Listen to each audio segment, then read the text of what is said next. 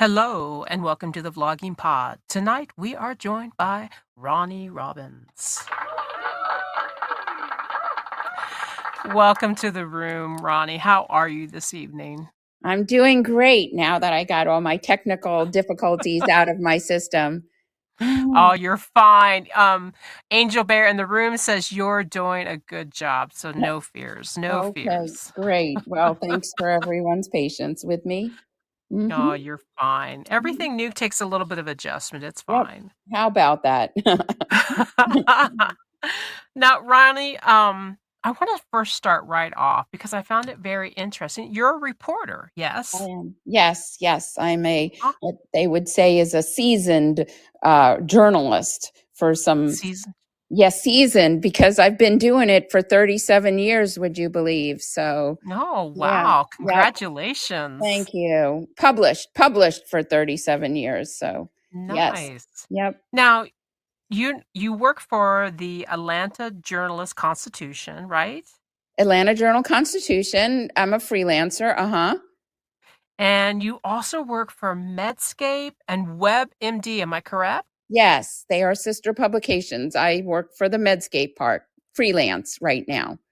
Nice. Now, how did you start out in journalism?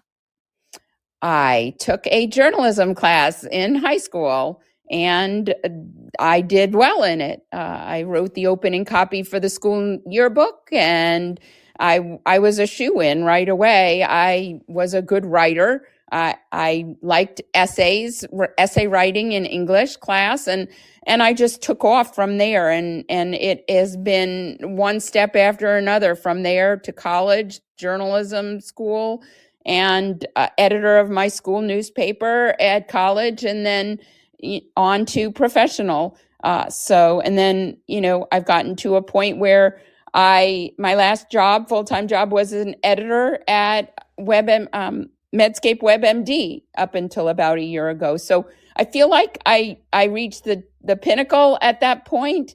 Mhm. Yeah. So yes, baby steps along the way, and each step building to something bigger and better, I would imagine. So, what was your first job out of journalism school?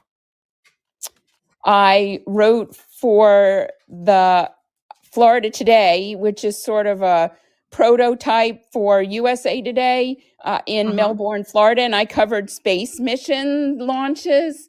And I Wow. wrote about the beach communities in that area, which was a nice job, working right on the beach. My geographic beats were, some of them ended with the word beach: Melbourne Beach, Indialantic, and Indian Harbor Beach, and all the beaches near Cocoa Beach.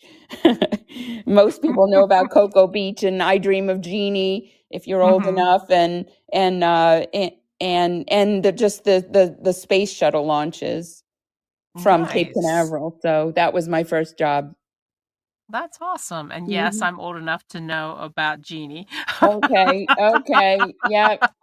and and so that takes place there in the fictional version, but in real life, they had space launches from Cape Canaveral, and I went to go cover them in different capacities, whether it was a night launch or I did the first post Challenger launch, which was I was on a Coast Guard cutter and patrolling in case something should happen again. So it was part of history, I guess. Nice. Think that's extraordinary. So how many launches did you go to? Do you remember? Probably a handful, but that Coast Guard cutter one was the most dramatic because you get seasick when if they're going to go fast, and it's choppy water and it's the Mm. ocean. So I was holding on for dear life and hoping not to barf. And also, I had heavy equipment. This was before modern technology, so like this phone and I had that was very heavy. It was like a big pocketbook like you'd see the photographers carrying. And I had to deal with that and also try to hold on for dear life and write at the same time. So always a challenge being a journalist. Yeah. It I sounds funny now, but I'm sure it was like, "Oh no, my gosh." no, I was nauseous for sure. But if they really had to go patrolling the water for, but I was glad that they didn't have to go patrol the water because that might have been even worse. And also having to deal with that. So I would be part of history instead of just covering history, which happens. I've been on a hot air balloon that almost crashed. Oh my I've gosh. been on crime scenes before the police get there. Oh. So yeah, the life of a journalist sounds really exotic, and but I've been paparazzi.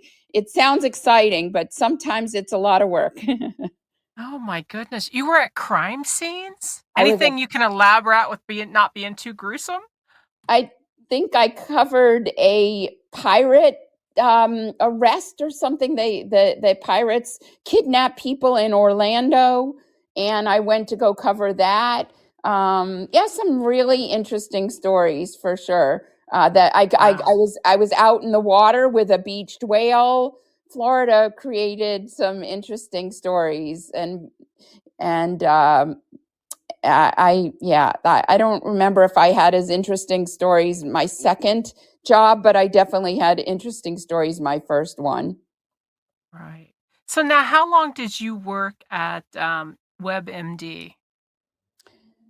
I worked there for 2 years, but I was a freelancer for I'm sorry, I worked as an editor for about Okay. 2 years.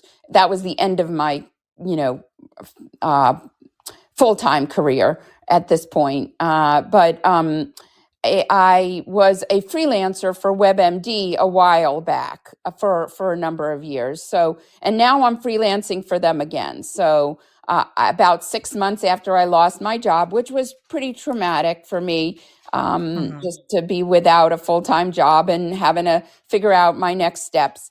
I started freelancing for the Journal Constitution, which I had freelanced before. So everything seems to be cyclical in my life. And, but I started freelancing for them, and then I got to freelance for the publication that booted me, so I'm freelancing for them. So Oh, wow. it proves that it wasn't me, it was financial.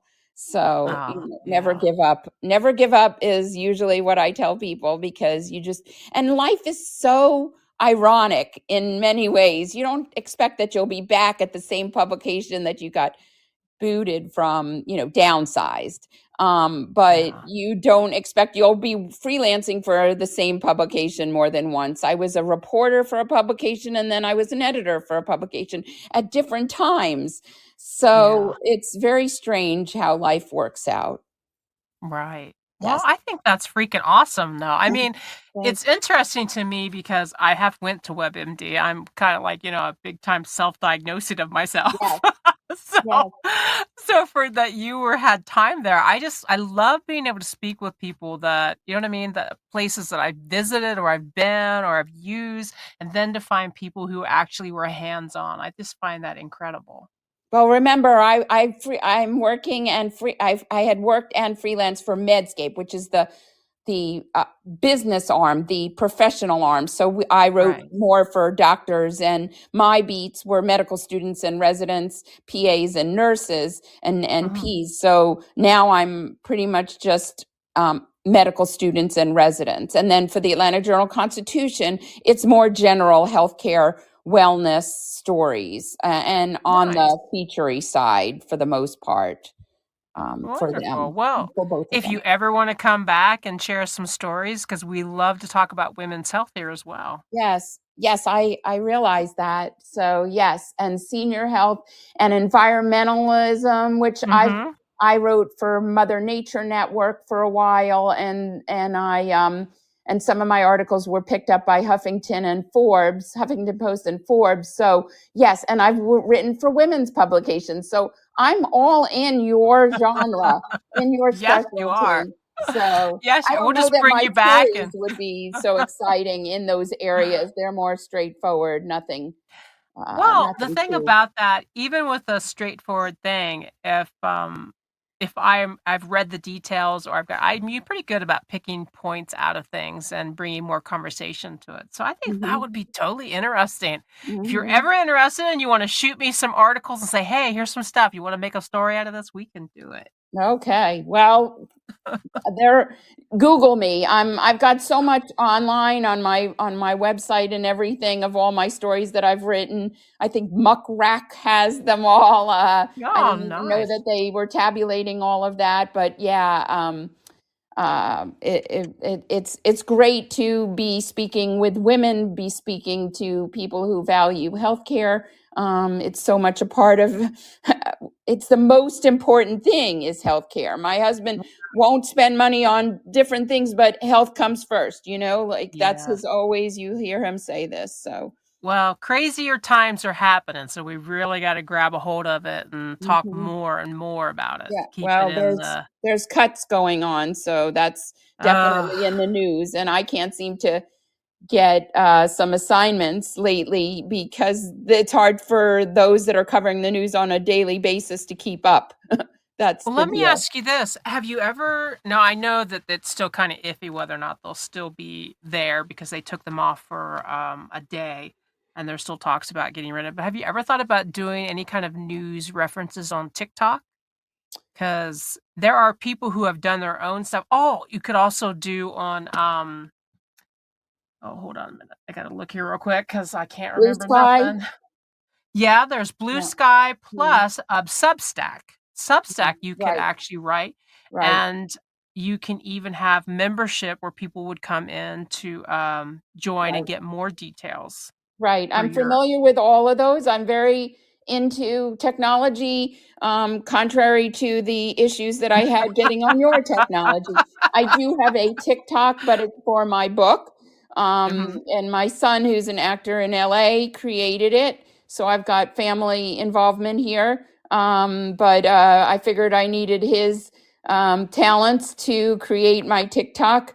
So I do have a TikTok, but yeah, I don't know what's going on with TikTok. I don't know what's going on Oh, with I X. know. I built my X before my book came out, and I get the least amount of interaction, Mhm. engagement on X than I do on Facebook and LinkedIn. So Oh, I used to have over 10,000 followers, but I'm not gonna make this a political conversation because that's for other podcast types or even ones I do on my own that I give a little bit of details into, but, um, I got rid of X. I had over 10,000 oh, followers, and I deleted it because, of different opinions. I disagree with a lot of things happening in oh, that realm. So, mm. I was like, "Nah, I'm not on Facebook either anymore either." Oh, So, okay. Well, yeah, so I'm I but I'm I every once in a while I'll post something on X, but it used to be the go-to. I had two X Mhm. accounts, Twitter accounts, Yes. one for my professional life for Medscape, and then one for my book, or more personal, well, my articles too. So I Right. always post my articles on um, any of my social media, but I'm all over social media. Well, Yeah, awesome. That's still good to know. yeah, So, since we referred to your book a few times, just to let our audience know, your book is called Hands of Gold. Am I right. correct? Yes, yes. Okay, and now when was this published again? It was published in 2022. 2022. Yes. Okay, now if I remember correctly, this had a little bit to do with your family. I know it's Yes, fiction, but was it loosely based on some yes. family happenings? Yes, it's loosely based on cassette tapes, more pop culture. Cassette tapes, although we may have TikTok as pop culture, we'll be like, remember TikTok? Yes. I Or remember X. cassette tapes, girl. Yeah, I so still have cassette them. tapes. And so, well, you're giving your age too, or I something. know. But so my grandfather left cassette tapes of his life and so when he died, and he my mom got the cassette tapes and she gave them to me. Now, my grandparents, what's significant about this is there's a bunch of different things that caught me about their story. They died on the date of each other a year apart. We've got Valentine's Day. It's actually Galentine's Day. Happy Galentine's Day for the women and you all. And tomorrow's Valentine's Day. They might not have subscribed to Valentine's Day. It has a Christian angle to it, but even though it's universal, but they died on the date of each other a year apart, January 31st. So I got the cassette tapes after a few years after my grandfather died. And so there's a love story, and he was a clinical trial patient for streptomycin. He was told he was terminal with TB at 26, but lived till 86. Obviously, I'm here. And he was a clinical trial patient for an experimental treatment still used today. Tuberculosis is the largest infectious disease killer in the world. And so he was part of history. He saved people in a workplace shooting spree. This is all based on facts, but I made up, I played with the facts, which I'm never able to do as a journalist. And I made up a lot of names, made up the dialogue, and I made it more exciting than it is. I mean, there's a lot with the book, very dramatic already. They lost most of their family in the Holocaust. They lost a son. There was a terrible accident that happened, not in addition to the workplace shooting spree in which my grandfather saved people. It was written up in the New York Daily News. Irony is I ended up freelancing for the New York Daily News, like just weird stuff in my life, all this irony, which is part of my name. So it makes sense. Irony. So irony, just how things work out in life. And you don't really think about it until afterwards. But anyway, that's the story about Hands of Gold, and it's won 6 awards, and it's in the Holocaust Museum gift shop, and was written about in the Jerusalem Post and the Washington Jewish Week and others. So there's some of it. I was in a big book signing with Nikki Haley and Jodi Picoult and John Meacham, and Andrew Young. Benjamin Netanyahu came remotely, and Bernie Marcus, and a few other, Melissa Rivers, daughter of Yes, Joan Rivers. yes. Yes. So there were a bunch of celebs and me in this book festival here. So I got lucky that way, or just I was selected. So I have connections in the Jewish community and in the Jewish with Jewish organizations. So that those all paid off in this regard. But it's got to be a quality product too, or nobody would consider you. They're not going to bring people to come see you. Right. So It's interesting. We had another gentleman, and if you ever want to connect, hit me up on Podmatch, and I will connect you to who he was. I think, what was it? 2024, Laura, was it the end of 2024? And his grandparents were in the Holocaust as well, and he wrote a book based on that. He's actually a doctor, a radiologist. It's Robert Wolf. Yes, there you go. We're published by the same publisher. Nice. And he got me onto this system where I found you. So yes. I thought you only had women on your show. No, I didn't. No. I don't. I am not gender specific.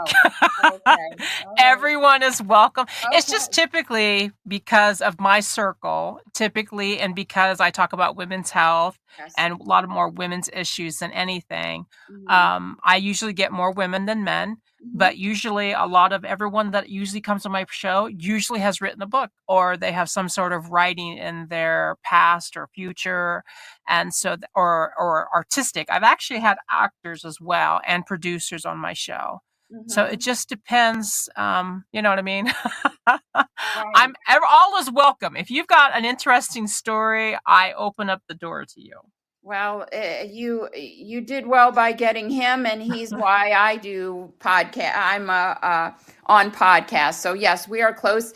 We are publishers, Amsterdam Publishers, the largest publisher of Holocaust memoirs, and Hmm. a few books of fiction like mine, which were sort of experimental, I guess. But you know, a separate branch, and I was part of it. It had started right when I needed it to start. Well, you mentioned awards, and one of the rewards you do have on your book, and it's the International Book Awards. You were an Right. International Book Awards winner. Now, how did that come a pass? I mean, did they just grab a hold of your book, or your publisher introduced you some things? How did that come a So most pass? of the time, so I won 6 awards: 2023 International Book Award for um, multicultural fiction, I believe that's correct, and also 2023 Global Book Awards for family saga, maybe. But I'll have to look at my list. But um, I won American Fiction Awards. That one's probably the family saga one. I know what it was. Global Book Award was for biographical survival, whatever Nice. that category. I won those two in 2023. In 2024, I won a finalist for American Legacy Book Awards. And the answer to your question is I entered these contests by myself, on my own. And they are legit. I knew that they were legit. I found out that they were legit before I entered them. They're not the top literary prizes that are out there, but they still have to weed through the entrance, those that enter the contest and make a decision. Right. So I won Oh, in certain categories, and there were others that didn't. And I knew that, and it helps, to have won well, yeah. awards for somebody to have read the book and made a decision that it was worthy of such. Yes. It's So very commendable. It's thank very you. commendable. Yes. Any person given recognizing to your work, whether they love it or totally hate it. I've written 15 myself, but I'll tell you, when people tell me that they totally hated it, but they can tell me the very ending, I'm like, yes, but you read it to the end. Mhm, mhm. Yes, So yes. let's talk a minute about. So you went from nonfiction because of being a for journalists, and then you went right into fiction. Now, what drawed you to go to fiction? Well, I really based it on nonfiction. I based it on the facts, but Oh, I yes, decided that yes. I wanted to protect the innocent. The names, the people are still alive and that are in the book, that are Hmm. described in the book, and so I wanted to protect their privacy, and I wanted to make it more than just a boring. No, let's not say it like that. I wanted it to have life to it, that I Hmm. needed to make it even more dramatic than it was, and I needed to make up dialogue. I'm not Right. sure it would have been as interesting if it was just this happened, that happened, this happened, that happened. It needed some dialogue, and since I knew I had to make that up, because I didn't know what was being said at the time, I'm not sure how people designate their work nonfiction or fiction. Can it be considered nonfiction if most of it is based on the truth? Either way, I wanted to change the names and protect the innocent. And I didn't feel right about labeling it nonfiction, in that I made up, uh, played with the facts and also made up the dialogue. So Right. I I, get a sort of protection by saying that it's fiction, and then let the reader decide what really happened. It's close enough. It's historically accurate, um, mhm. and people who know the players, the characters, will tell me that it seems true to life. So that's all. That's all that really matters, and the I, rest of the readers won't know the difference. right. I kind of see it as a movable life. You gave a very nonfiction story movable. So you gave it a plot to move along the storyline. And Yes. you gave it more life by having the characters in the book breathe words to each other, which weren't Mhm, probably given to you in the tapes. They were just more documented of time and space mhm, mhm. through the history. So I fully understand that. I get what you're saying. So now, since this book was based on characters and people in your life, how did they feel about when the book came published? So I actually lost my first publisher about 2 years before I got my publisher who took me to the finish line and actually published the book. Because the first publisher, um, I got cold feet and then I jinxed it, I think. I, I, uh, I was afraid that one of my family members might sue me, so I Mm, got an LLC, which I still think is important. And somebody advised me to get an LLC just in mhm, case anyone wanted to come after me for anything. So I got an LLC, but I told my publisher about it, and she was leery of that, and so she didn't want to move forward. And we had been working together for 2 years on the book. Now she made the book better, and I paid her for the work that she did. But I moved, but 6 months later, I was lucky enough to find the second publisher. And her response to me when I revealed again that I had an LLC and I, was trying to protect myself in case somebody sued me, she said, "They'll sue you, not me. I'm not worried. Let's go." So they were both female, both women entrepreneurs who publishers, and so that was great. And I don't regret any of it. The first publisher just wasn't right for me. And so mhm. the second publisher, much more responsive. We're a whole community who still get, you see that I know Robert Wolf, and there are a bunch of others that we keep in touch, and we're part of a author community and we support each other. So I think that's just lovely. And I'm not sure that would have happened with the first publisher. So everything happens for a reason. Yes, most definitely. Yes. So, but nobody ended up suing you, right? You did Nobody okay with sued me that. so far. But I would say Awesome. the answer to the question is majority of my relatives who actually have come out of the woodwork, like I didn't even know they existed, and now I've got cousins and all over the world, cousins that came and said, I heard about your book, I read your book, I knew your grandparents, this, that, and the other. And so I've gained a bigger um, family base than I even knew Nice. existed. And the majority of them were very supportive. There was that one relative who didn't really like that I didn't ask permission to use the cassette tapes to create a book, and that I might have depicted one of the main characters in a sexy way. Mm. As the daughter of the parent, no, as the daughter of the main character, that didn't make any sense. Well, maybe it did, but as the daughter, it didn't sit Mhm. right that the main Right. character should have sex in my book. Or I mean, obviously I got here, so somebody did something, or there's a lot of begetting, but that wouldn't have been as, Yeah. nobody understands about begetting anymore in a modern age. So you got to have Oh, a little bit I more, get you. and women. She was a sexy woman. Nobody, that's who she was, and that's who she is in my book, and Mhm. what she was. I knew her differently at that time as my grandmother, but at one time, she was a dancer. She was a theater person. She performed. She was a performer. So she's a real person. She's a real woman who should all have Right. all of that, as we all should. Right. Yes. I get what you're saying. I get what you're saying. My mother, since my father passed, she lives on our property. She has an apartment across from my she shed, Mm. on the other side of the pool, and we'll talk about some intimate natures, and she'll ask my input on some things, and I'll give it to her.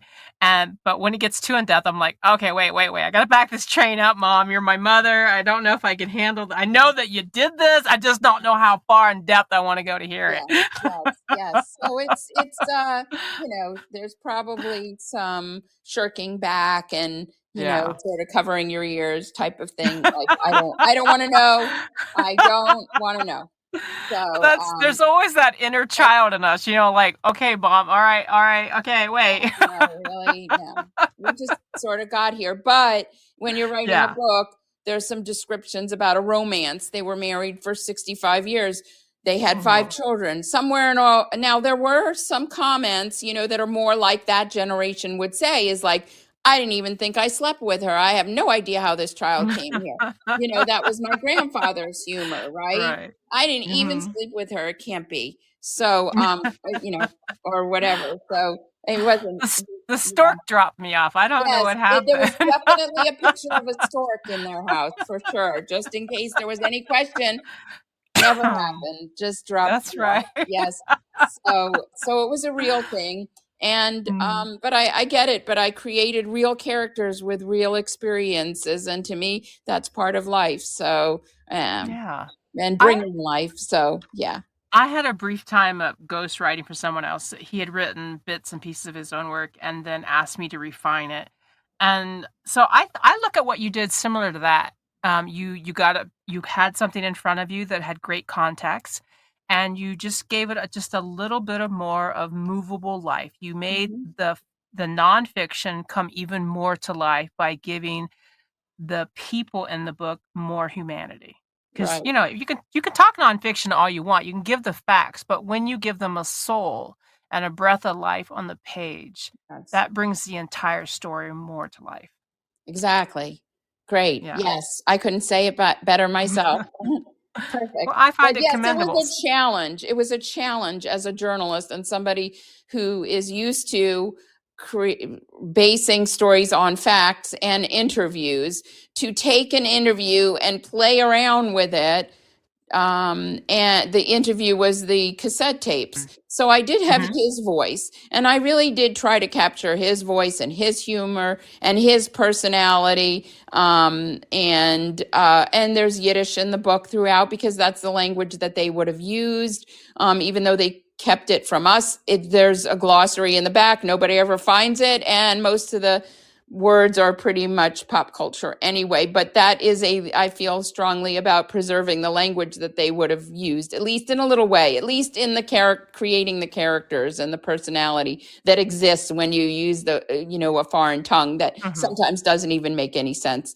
Or doesn't translate well. So I tried to put it in context, and most people can figure it out whether they know Yiddish or not. And then they get to the back and they're like, oh, there was a glossary? I didn't even know. So yeah, Mm. keeping them guessing. But yeah, it was a challenge. It was definitely a challenge to move from what I was comfortable with as a seasoned or veteran or long time, 4 decades of being a published journalist for publication, big publications even, and then to take it back to what I was not used to, which was a new branch of writing that I just was a big experiment for me.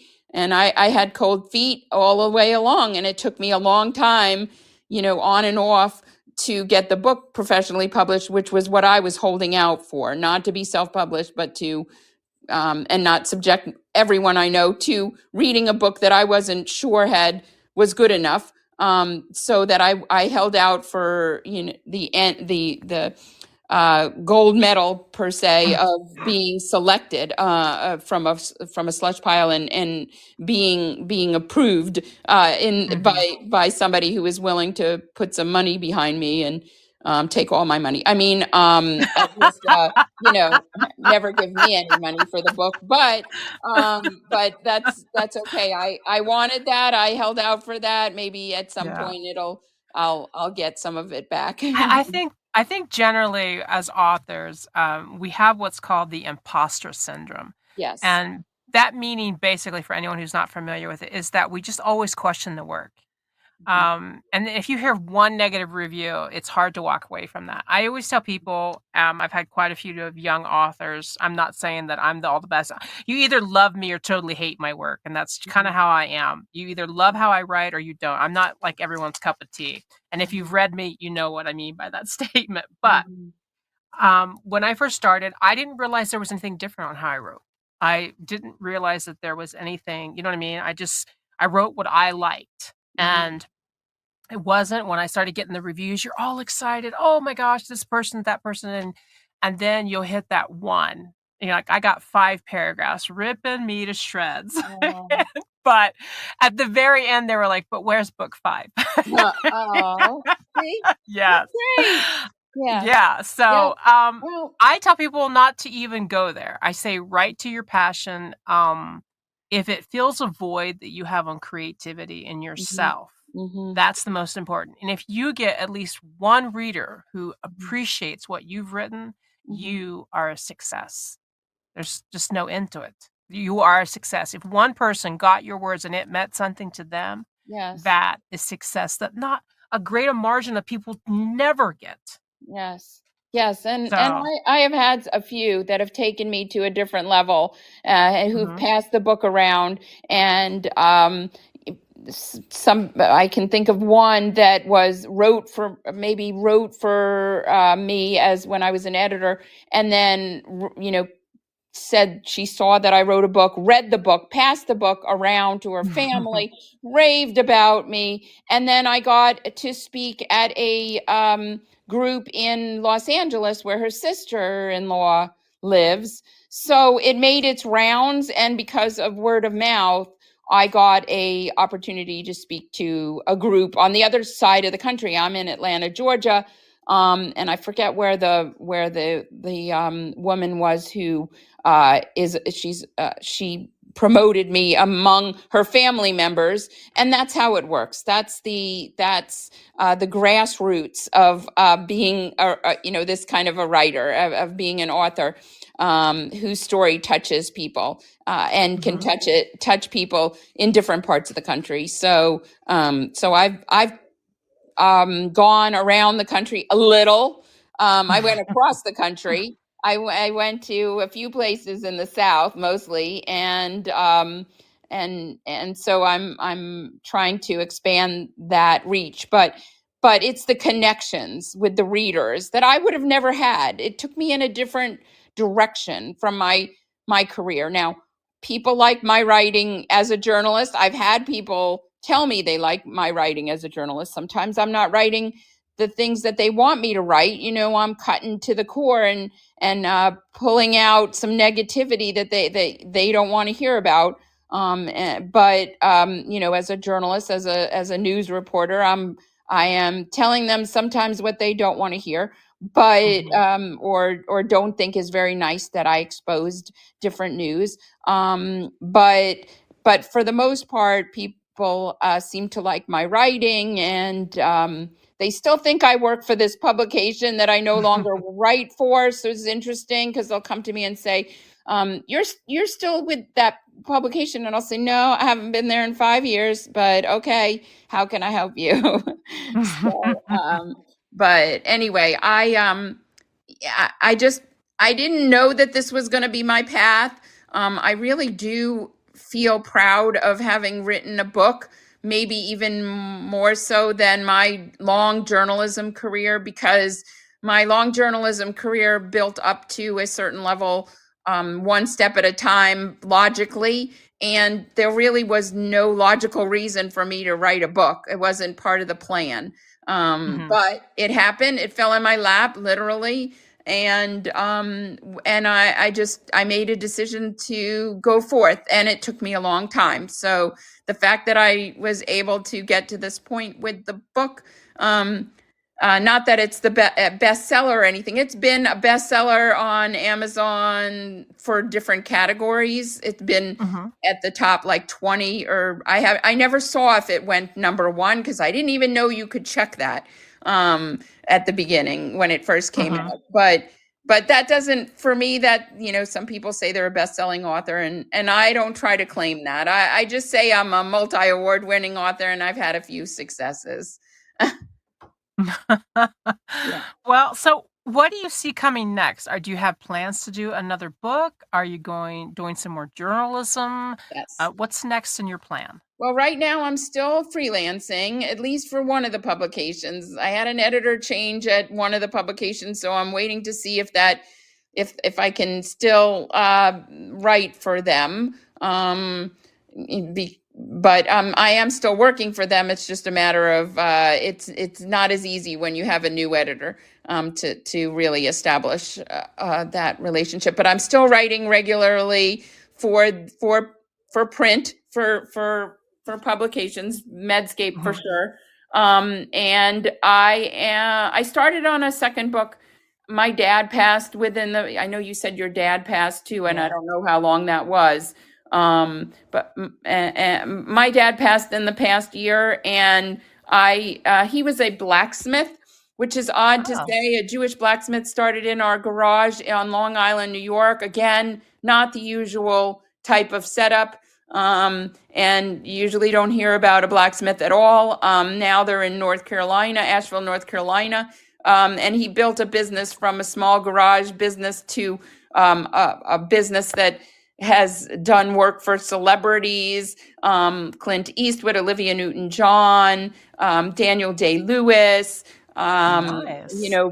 and global, international Mhm. business that my brother now runs with my mom and my sister-in-law and their son. So so I'm writing about him, and I went from Hands of Gold. This working title is A Mighty Arm, from the blacksmith wielding a hammer. And so I wrote the beginning and the ending of it, and now I got to fill in the details and find time to do it. And then, the challenge of finding a publisher, or self-publish or whatever. So, but I really just started it. It's only been since he passed a year ago. So Mhm. yes, I'm writing another book, but I just don't know how fast and when. Right. Yeah, I understand what you're saying. It'll be 2 years for my father in March, Okay. So, so oh, relatively, March, yeah, also March. yeah. Oof, Oh, mine was was March. oh, Mine was March yeah, too. All right. So, yeah. It's a very hard road on that stuff. And then this past year, my sister just passed away as well. no, I that's know it's been a rough year, and yeah, then not to mention how our world is changing so yeah. much. But again, that would be political talk. Right. Well, that's one aspect of how our world is changing a lot. Yeah. There's wars, there's anti-Semitism. That's more social or cultural, or just the Ugh. hatred in the world that exists today and Yes. doesn't go away. There is so much, and I'll be honest with you, I have been putting it in podcasts, but I've been trying to keep it separate unless guests want to dabble a little bit in it, but I try to keep it, you know what I mean, because we're here to talk about your adventures in your life, and Yeah. unless that inputs, I'm always open to do that. Um, but it is a scary time. And one important thing that I got lately, as I listened to someone else, and she said that if you have a platform, that it is your duty to your human beings alike to bring things to light that we aren't seeing in mainstream media. So you being a journalist is very interesting to me, because there's a lot of questions on journalism right now that aren't being, you know what I mean, that we're being censored. So Mm-hmm. it's just, I don't know, it's very scary times. It's very hard to articulate. I Yeah. spend a lot of time drafting things up when I get ready to have that type of podcast because there's so much, you know what I mean? Mm-hmm. And even right now, because you talk about times of from where your grandparents' times were at, Hmm. and it's eerily similar, you Yes. know. Yep. They So had the depression, we have the recession. yes, Um, and the wars that existed then, yes, that exist now, and just healthcare challenges then with TB that haven't gone away, and yeah, we deal with healthcare challenges now, but we do know that there's cuts happening, so I don't know how that's Mhm. all going to impact, and vaccines and clinical trials that that I talked about the clinical trial that went on and how that saved lives, his and countless others, how it paved the way for the future from something that happened in the past. So we've come a long way, and yet we haven't in Yes. many aspects. So Um, I really hope that Hands of Gold is actually picked up by a lot more people. Laura posted in the room, her father, I don't want to make sure I didn't mention it, but her father passed as well. I can't get my words out in 2021. So she feels what we're saying as well. mhm, Um, mhm. Yeah. but I really hope that your book, Hands of Gold, gets into a lot more hands because I think under current situations, it might be able to teach us something. I Definitely. always find that our past can be, um, you know what I mean, a pathway or a doorway about how to not you know what I mean, revisit those times in our history Right. to We hopefully can learn and learn. grow. We There's so Yes. much that my grandfather's words can teach about Mhm. dealing with life and not letting obstacles get in your path, like financial or healthcare, or and enjoying the simple pleasures of family, and holding on to the blessings that you do have instead of Mhm. concentrating on that what you don't have. Yes. And maybe it was a simpler time back then. It's harder now, I think, to ignore, because what everyone has and what you don't have, and what everyone else seems to be experiencing and you're not experiencing. So there is that. So they were happy with the simple pleasures of family gatherings and being able to practice their religion in peace. I'm not saying we can practice our religion in peace now. It seems that there's been an up I and hope, know. and just when I you think know. everything is safe, Yes. we've gone through a bit of, we thought we were safe until 9/11 happened. Mhm. We knew anti-Semitism exists, but now it's reached a heightened level to where I'm the usher at my synagogue. I had to be trained for in case there was a problem over the high holidays and also on the Sabbath. So this is something that the fear that exists in the world today. I mean, there's some scary stuff going on, and Yes. I think I think we were I oblivious. Yeah, I think any time where we're segregating people, it's scary. It is it's actually petrifying, to be Mhm, honest with you. mhm, I mean, mhm, so many things have been rolled back, and I'll say it that way, and I'm sure you understand what I'm saying, that it's just scary. I don't even think there's any precedence for what's happening right now. I mhm, mean, considering how old our Constitution is and how things are just I mean, don't get me wrong. I think everything can be revamped mhm, or put to a better, but mhm. I don't know if this is the right way that it could happen. You know what I mean? I'm hoping something good comes out of all this, Yeah. that as we as a people can join together and change this before it becomes any more foul than it is. Mhm. Right. Certainly the division in the world is it depends it doesn't matter what side you are on for any No. number of things. There is division. Yeah. I don't Mhm. know if we were together at any point, but it seems like it's gotten worse, this division between Yes. people, whether it's their differences. Well, it's always the differences. But it's not just about hatred, it's about politics. It's just some people are afraid and some people are like, this is great. So, Right.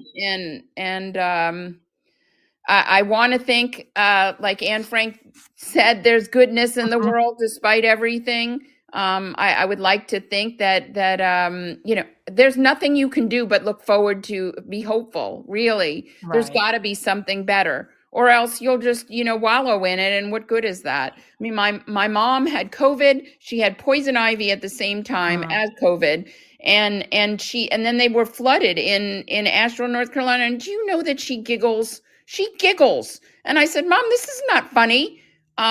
So, I think she must get that from her father, who says some days the chocolate side of a cupcake lands down, and sometimes it lands up.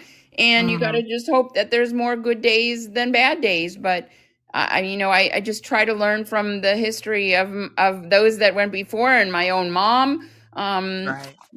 about how to giggle when things are bad, because you have to laugh. It's like Yeah. sometimes it's just everything piles up on you at once, and Well, you can't just wallow in it. no, you can't. I wanna thank you so much for Yeah, being with us, thank and you. I think that you and I's conversation could prove light to everyone else, and hopefully the book brings more awareness as well to how we can avoid any more future endeavors that would go down that path in life. And maybe this is the start of it. Maybe this is how it happens for the world, that it's from two different people from two different sides of the world with two different types of religions joining together, having a mutual conversation and realizing that they can build upon that.